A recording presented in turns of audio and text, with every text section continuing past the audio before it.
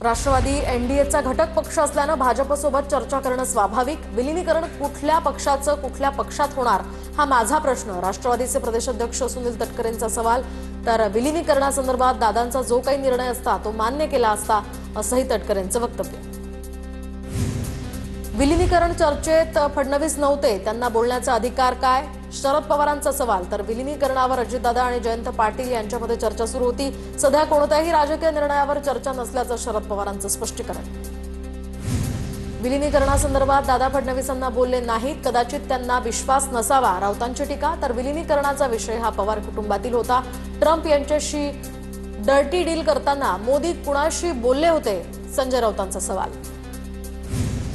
दोन्ही राष्ट्रवादीच्या विलीनीकरणाचा मुद्दा संपला. युती फक्त स्थानिक निवडणुकीसाठी होती. विलीनीकरणाबद्दल दादा आमच्याशी बोललेच नव्हते, प्रफुल्ल पटेल यांची स्पष्टोक्ती. प्रफुल्ल पटेल मोदी शहांचे भक्त, खासदार संजय राऊतांची टीका. तर अजित पवार यांचा पक्ष शरद पवारांचा होता, पटेलांचा नाही. प्रफुल्ल पटेल यांचे महाराष्ट्राला पटेल असंच त्यांनी करावं, राऊतांचा हल्लाबोल. 2019-2022 मध्ये भाजप आणि एनसीपीचं सरकार व्हावं ही दादांची इच्छा होती. आता सुनेत्रा पवारांच्या नेतृत्वाखाली या पक्षाला मजबूत करणार. राष्ट्रवादीचे प्रदेशाध्यक्ष सुनील तटकरेंची प्रतिक्रिया. शपथविधीवर मला भाष्य करायचं नाही, शरद पवारांचं वक्तव्य. तर शपथविधी झाला, संधी दिली, आनंद आहे, शरद पवारांची प्रतिक्रिया. दादांच्या विमान अपघाताची सखोल चौकशी व्हावी, फडणवीसांनी तात्काळ विमान अपघाताच्या चौकशीचे आदेश दिलेत. आता उच्चस्तरीय चौकशी करून जनतेसमोर सत्य आणावं, राष्ट्रवादीचे प्रदेशाध्यक्ष तटकरेंची मागणी. अजितदादांचं विमान अपघात प्रकरण हे लोकसभेत तातडीनं चर्चेत घ्या.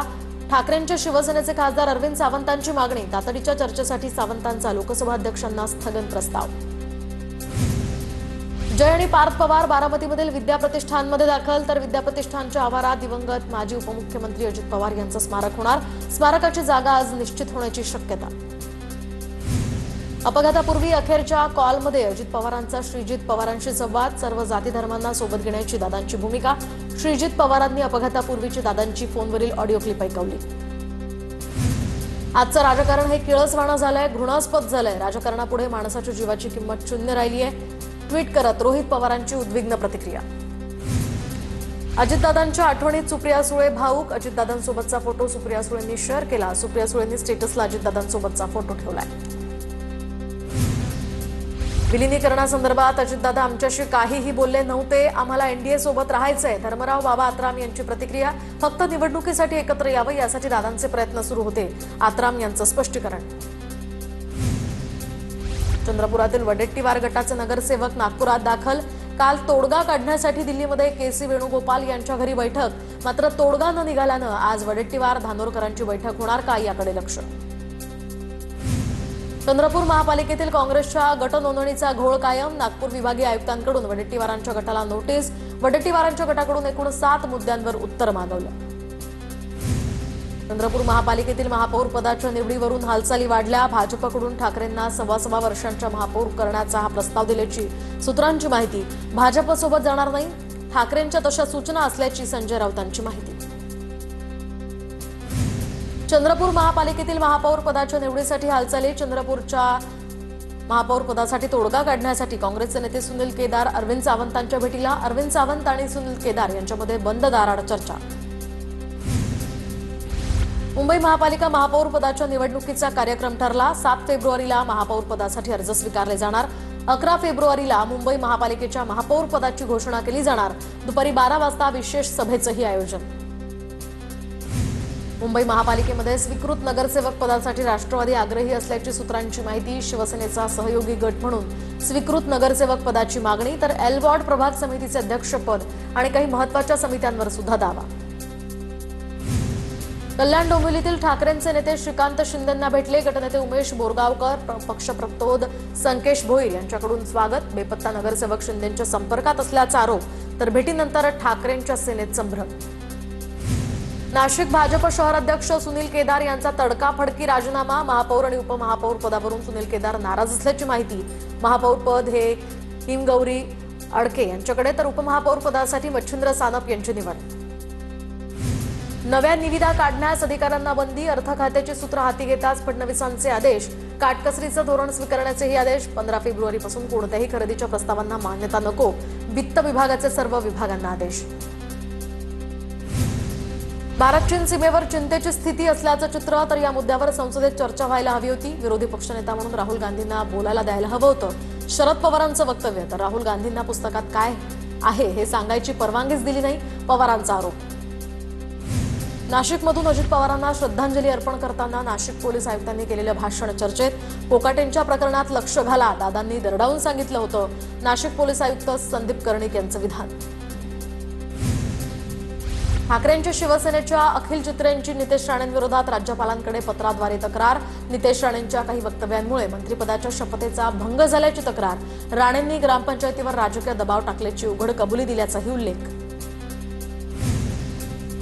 नाशिकमध्ये गिरीश महाजनांच्या विरोधात मोर्चा, जनाक्रोश. विशाल महामोर्चाचं नाशिकमध्ये आयोजन. प्रजासत्ताक दिनाला भाषणात महाजनांनी डॉक्टर बाबासाहेब आंबेडकरांचा उल्लेख न केल्यानं हा मोर्चा. छत्रपती संभाजीनगरच्या 18 नवनिर्वाचित नगरसेवकांवर अपात्रतेची टांगती तलवार. 3 अपत्य, अतिक्रमण, खोटी कागदपत्र अशा स्वरूपाच्या तक्रारी दाखल. एमआयएमच्या नगरसेवकांविरोधात सर्वाधिक 16 तक्रारी. अर्चना पाटील यांना निवडून आणण्याचे ओमराजे निंबाळकर यांचं प्लॅनिंग आहे का? पवारांच्या राष्ट्रवादीच्या नेत्या सक्षणा सलगर यांचा ओमराजेंना सवाल. तर विरोध फक्त दाखवण्यासाठी आहे का, असा सवाल करत निशाणा साधला. आमच्यासारखे 242 आमदार आहेत म्हणून मुख्यमंत्री आहात. शिंदेच्या सेनेचे सांगलीचे आमदार सुहास बाबर यांचं विधान. तर मुख्यमंत्र्यांना विचारा सुहास बाबर कोण आहे, असं म्हणत सुहास बाबर यांचं भाजपच्या वैभव पाटलांवर टीका.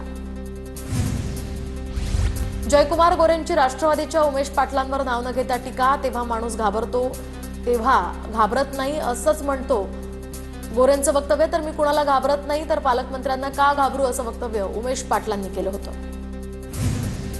तानाजी सावंतांनी भर सभेत बंडखोर उमेदवाराला दम भरला. तर थांब तुझी एन्क्वायरी लावतो, असं म्हणत तानाजी सावंतांचा दम.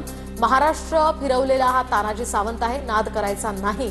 धाराशिवच्या पारा जिल्हा परिषद गटातील सभेत सावंत संतापले. साताऱ्याच्या पाटणमध्ये बुद्रुक कोळे या जिल्हा परिषद गटामध्ये शिंदेच्या शिवसेनेकडून 22 वर्षीय तरुणीला उमेदवारी. मृणाल पाटील हिला उमेदवारी.